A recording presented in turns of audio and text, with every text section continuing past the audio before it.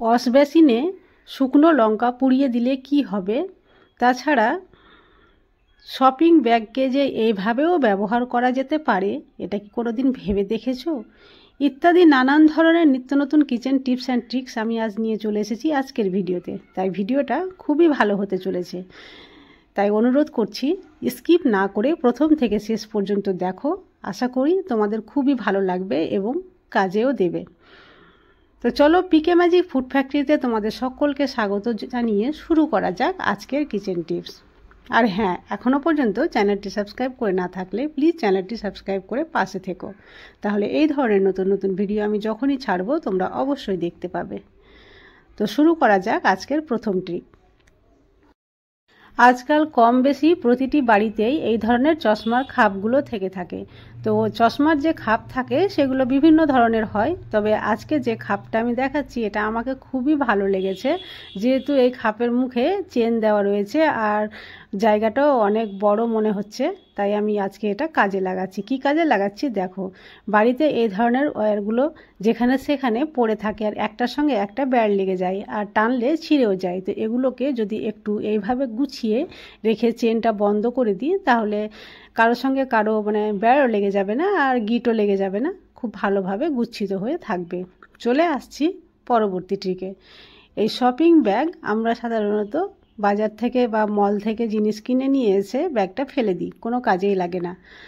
যেহেতু এটাতে বেশি ওয়েটও থামে না, তাই আমরা বেশি দিন এটাকে ইউজ করতেও পারি না, তাহলে ফেলে দিই। কিন্তু আজকে আমি এই ব্যাগটা না ফেলে এটা খুব সুন্দর একটা জিনিস তৈরি করছি, যেটা অনেক কাজে দেবে।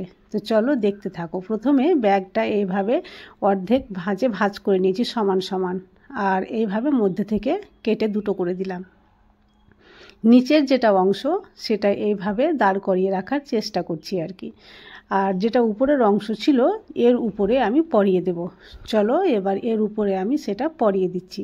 পরিয়ে দিলে কি হবে, জিনিসটা একটু মোটা হয়ে যাবে। একটার উপরে একটা এইভাবে পরিয়ে দিলাম, আর অত বড় ব্যাগটা সাইজে এবার অনেকটাই ছোট হয়ে যাবে, যেহেতু অর্ধেক করে দিয়েছি তো অনেকটাই ছোট হয়ে গেল এর ব্যাগটা। এবার দেখো, একটার মধ্যে একটা আমি ভরে দিয়েছি। এবার এটা স্ট্যাপলার থাকলে তোমরা পিন করে দিতে পারো বা আঠা লাগিয়ে দিতে পারো, কিন্তু আমি এখানে স্ট্যাপলার নেই আমার, আর তোমার কি বলে যে আঠাও ছিল না, তাই আমি এখানে সুতা দিয়ে সেলাই করে দিচ্ছি। দেখো, একটার সঙ্গে একটা সেলাই করে দিলাম, দুই পাশটা আমি ভালোভাবে সেলাই করে দিচ্ছি যাতে খুলে না যায়। এবার এটা তৈরি হয়ে গেল একটা খুবই ভালো জিনিস। এখন শীতের সময় জামা কাপড় যেখানেই রাখি না কেন, যতই জায়গা করি না কেন, জায়গা শর্ট পড়েই যায়। তো এইভাবে কিছু কিছু জামা কাপড় এইখানে ভাঁজ করে তোমরা এইভাবে রেখে দিতে পারো। আর এটা যদি কোনো জায়গায় সরাবার ইচ্ছা করে, উপরে যেহেতু ওর ধরার হাতলটা দেওয়া আছে, তো এইভাবে ব্যাগটা ধরে তোমরা যেখানে সেখানে সরাতেও পারবে, আর না হলে এইভাবেই কোনো জায়গায় টেবিলের উপরে রেখে দিতে পারবে। তো জামা কাপড়গুলো অনেকটা এর মধ্যে এঁটে যাবে আর কি। তো আশা করছি এই ট্রিকটিও তোমাদের খুব কাজে দেবে। চলে আসছি পরবর্তী ট্রিকে।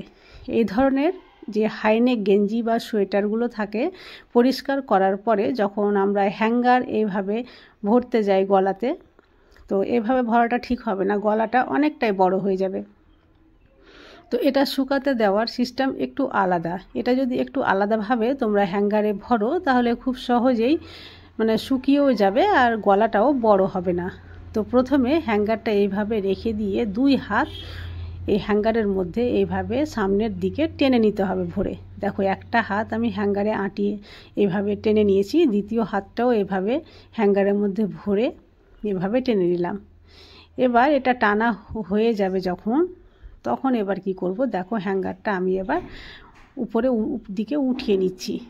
তাহলে দেখো এইভাবে হ্যাং হয়ে গেল, হাত দুটো সামনে আর গলাটা পিছন দিকটা আমি ঘুরিয়ে দেখাচ্ছি। দেখো, গলাটা কোনোভাবেই বড় হয়ে যাবে না, অথচ গলাতে যতটা জল জমে থাকবে সেই জলগুলো নিচ দিয়ে ঝুলে এইভাবে গড়িয়ে পড়ে যাবে। এইভাবে যদি তোমরা এই সোয়েটারগুলো হ্যাঙ্গারে ঝুলিয়ে শুকাও, তাহলে খুব তাড়াতাড়ি শুকিয়ে যাবে। চলে আসছি পরবর্তী ট্রিকে। এখানে আমি একটা কোল্ড ড্রিঙ্কের বোতল নিয়ে নিয়েছি, বড় বোতলটাই নিয়েছি। তো চলো বোতলটা আমি এবার কেটে তোমাদের দেখাচ্ছি। প্রথমে আমি কেটে নিই, তারপরে নিয়ে আসছি। প্রথমে অর্ধেক করে নিলাম। দেখো, সামনের অংশটা আমার প্রয়োজনে লাগবে না, তাই সরিয়ে রেখে দিলাম। নিচের দিকের অংশটা আমি কেটে নিয়েছি। এবার এটাকে একটু কেটে ডিজাইন করে নিতে হবে। তো চলো কাঁচির সাহায্যে আমি এটাকে কেটে নিচ্ছি। তোমরা দেখতে থাকো, তাহলে বুঝতে পারবে। স্কিপ করলে কিন্তু কোনোভাবেই বুঝতে পারবে না যে আমি এটা কি তৈরি করছি এবং কিভাবে তৈরি করছি। দেখো এভাবে কেটে মধ্যে থেকে আমি কিন্তু এটা বার করে নিলাম। এবার চারিদিকটা এভাবে একটু রাউন্ড শেপ দিয়ে দিচ্ছি যাতে দেখতে ভালো লাগে। আর দুই সাইডে যে কর্নার আছে সেই কর্নারটা একটু আমি কেটে নিচ্ছি। দুই দিকটা কাটা হয়ে গেলে এটা কিন্তু একটা খুব ভালো জিনিস তৈরি হয়ে গেল।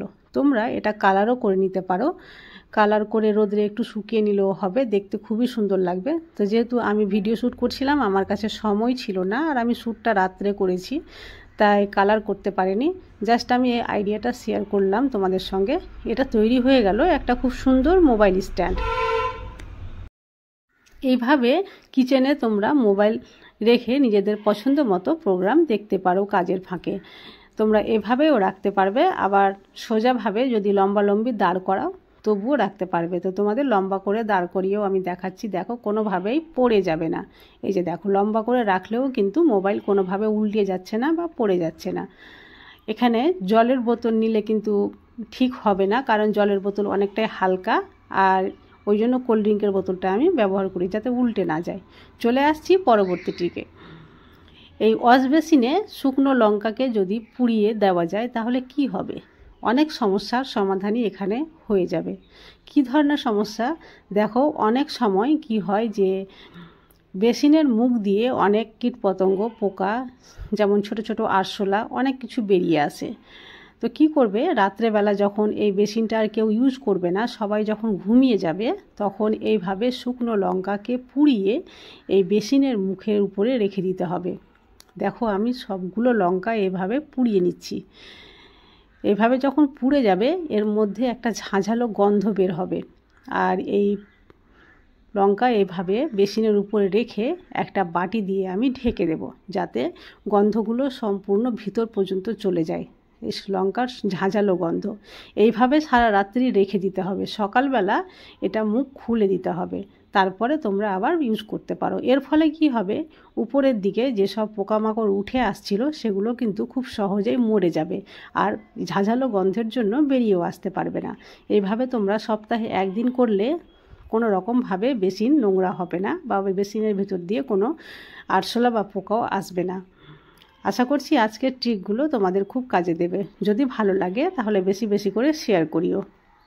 আজ তাহলে এই পর্যন্তই। কাল আবার আসবো অন্য কোনো নতুন ভিডিও নিয়ে। ততক্ষণ পর্যন্ত তোমরা সবাই ভালো থাকো।